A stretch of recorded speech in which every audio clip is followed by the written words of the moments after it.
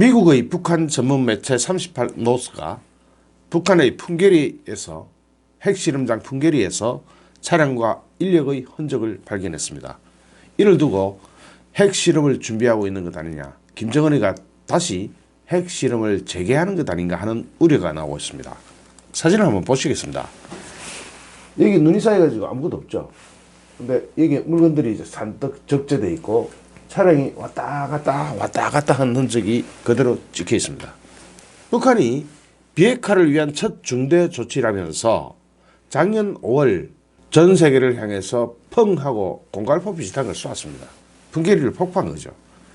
그렇게 폭파했다고 알려진 풍계리 핵실험장에서 사람과 차량이 다닌 흔적이 포착됐습니다.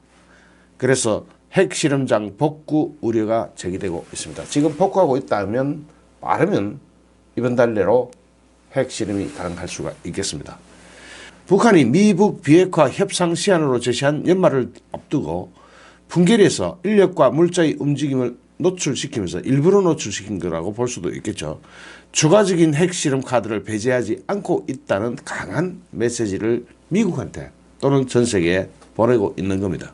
미국의 북한 전문 매체 38노스는 지난달 18일과 이달 7일 찍힌 풍계리 일대 상업 위성 사진을 비교하면서 눈이 쌓인 곳에 차량 흔적이 나타난다며 사람 발자국도 보인다고 밝혔습니다. 이 같은 흔적이 곧 핵실험장 복구 움직임이라는 분석이 제기되자 우리 군 관계자는 12일 일상적인 활동이고 복구 움직임은 아니다, 이렇게 확대 해석을 경계하고 나섰습니다. 실제로 북한은 핵실험장 폐쇄 조치 이후에도 일부 병력을 현지에 남겨서 관리를 지속해 왔습니다. 38노스 역시 폐쇄된 갱도 부근에서는 활동 흔적이 아직까지는 관찰되지 않았다면서 핵실험장 복구 움직임과는 일단 무관하다고 밝히고 있습니다.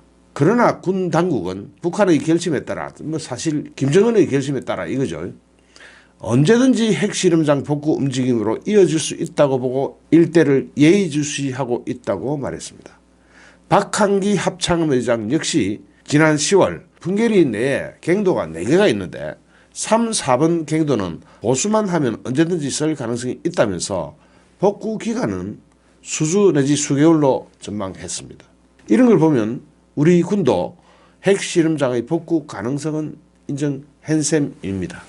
트럼프 미국 대통령은 그동안 북한의 핵실험 및 대륙간 탄도탄 미사일 ICBM 시험 중단을 대북 외교전의 최대 성과로 내세워 왔습니다. 그런데 만약에 북한의 핵실험을 다시 재개하면 트럼프 입장이 굉장히 낮아지겠죠. 어떻게 할 것 같습니까? 여러분 같으면 어떻게 할 것 같습니까?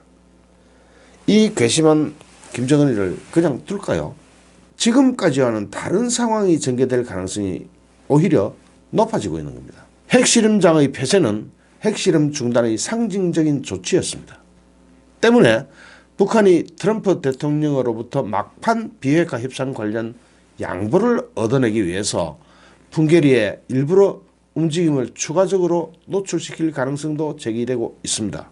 전문가들은 북한이 현재 연말이라는 협상 시한에 쫓기는 만큼 풍계리는 물론 신형 엔진 실험을 진행한 동창리 미사일 공장이 있는 평양 외곽 산음동 일대, 신형 잠수함을 건조 중인 함경남도 신포 조순소 등 북한의 각종 핵 거점에서 동시다발적으로 이상 징후를 노출시킬 가능성이 크다, 이렇게 보고 있습니다. 사실 북한이야 언제 어디서든 한판 벌릴 수 있다 하는 그런 가능성을 최대한 내보임으로써 협상력을 끌어올리는 그런 전략을 펼 수도 있겠죠. 그런데 미국이 안 받아들이면 이게 또 문제가 됩니다. 실컷 공갈을 쳤는데 안 받아들이면 그때는 마음먹은 대로 할 수밖에 없는 게 또 김정은의 입장이 됩니다. 안 그러면 김정은 지가 또 죽습니다. 내부 자각이 될까요? 리더십 다 잃어버릴 텐데요. 김정은은 그런 입장에 또 몰리게 됩니다. 트럼프는 트럼프대로 지금까지 치적이 몽땅 물거품이 돼서 날아가는 꼴을 트럼프가 그냥 보고 넘어갈 수도 없습니다. 트럼프도 뭔가 액션을 하나 해야 됩니다. 지난 11일 유엔 안전보장이사회가 미국의 요청으로 열린 데 대해서 강하게 반발했습니다. 미국이 우리 갈 길을 결심 내리게 했다고 위협 수위를 최대한 높이고 있습니다. 북한은 12일 오후 외무성 대변인 명의 담화를 내고 미국은 이번 회의 소집을 계기로 도끼로 제 발등을 찍는 것과 같은 어리석은 짓을 했다면서 우리로 하여금 어느 길을 택할 것인가에 대한 명백한 결심을 내리게 하는데 결정적인 도움을 줬다. 이렇게 밝히고 있습니다. 미국이 이번 회의에서 상응한 대응이니 뭐니 하고 떠들었는데 우리는 더 이상 잃을 게 없으며 미국이 선택하는 그 어떤 것에도 상응한 대응을 해줄 준비가 돼 있다. 이렇게 말했습니다. 그리고 북한의 리수용 당 부위원장은 얼마 안 있어 연말에 내리게 될 우리의 최종 판단은 그리고 김정은의 결심은 아직까지 그 어떤 입장도 밝히지 않은 상태에 있다. 여지를 남기는 거죠. 그런데 이번 담화에서 어떤 길을 선택할 것인가를 결심을 내리는데 미국이 결정적인 도움을 줬다. 이거는 이제 더 이상 끝났다 이런 의미까지 포함하고 있는 것이 됩니다. 비핵화 협상 연말 시한을 앞두고 북한이 새로운 길을 택한 원인 제공을 미국이 했다는 점을 분명히 한 것으로 이거는 북한 내 외부 둘 다를 노린 양수 겹장의 포석이 됩니다. 북한 내부도 단속해야 되거든요.